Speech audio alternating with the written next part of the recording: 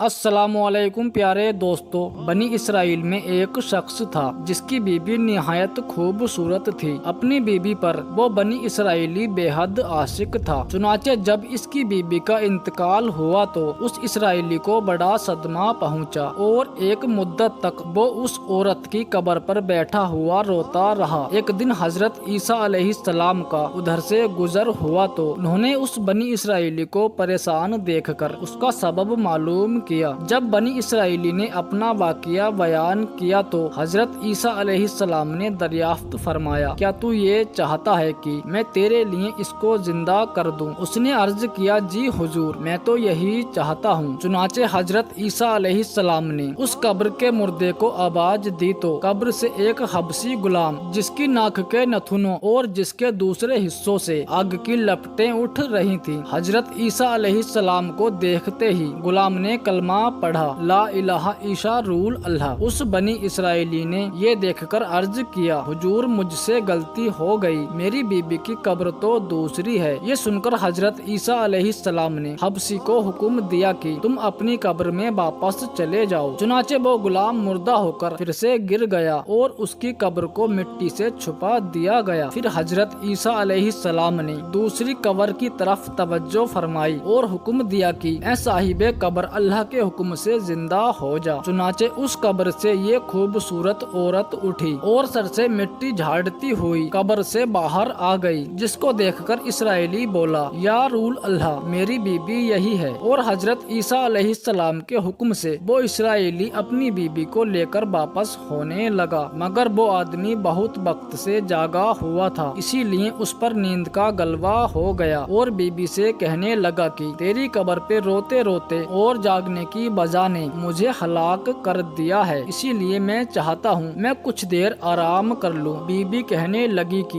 ہاں، آپ آرام فرما لیجئے۔ چنانچہ وہ اسرائیلی بیوی کی جانوں پر سر رکھ کر سو گیا۔ اتنے میں گھوڑے پر سوار ایک شہزادے کا گزر ہوا جو اپنے زمانے کا بہت حسین شخص تھا، جس کو دیکھ کر وہ عورت اس شہزادے پر عاشق ہو گئی اور اس کا دل قابو میں نہ رہا۔ اس نے شوہر کا سر جانوں سے نیچے رکھا اور محبت اور عشق کے غلبے سے مجبور ہو کر شہزادے کے سامنے جا کھڑی ہوئی۔ ادھر جیسے ہی اس شہزادے کی نظر اس عورت پر پڑی تو وہ اسے دیکھ کر اس پر عاشق ہو گیا اور عورت کی خواہش پر اس کو اپنے گھوڑے پر بٹھا کر لے گیا۔ چنانچہ اس کے شوہر نے اس سے بیدار ہو کر اپنی بیوی کو نہ پایا تو نہایت پریشان ہو کر اس کے ملنے کی تسبیح سوچنے لگا۔ آخر اس کے قدموں کے نشانوں پر چل کر اپنی بیوی کو تلاش کر لیا، جو شہزادے کے پاس پہنچ چکی تھی۔ اس کو دیکھ کر شہزادے سے اسرائیلی نے عرض کیا، یہ میری بیوی ہے، اس کو چھوڑ دیجئے۔ ابھی شہزادہ کچھ کہہ بھی نہیں پایا تھا کہ اس عورت نے کہا، میں تیری بیوی نہیں ہوں بلکہ شہزادے کی کنیز ہوں۔ یہ سن کر شہزادہ اسرائیلی سے کہنے لگا، مجھ سے میری کنیز لینا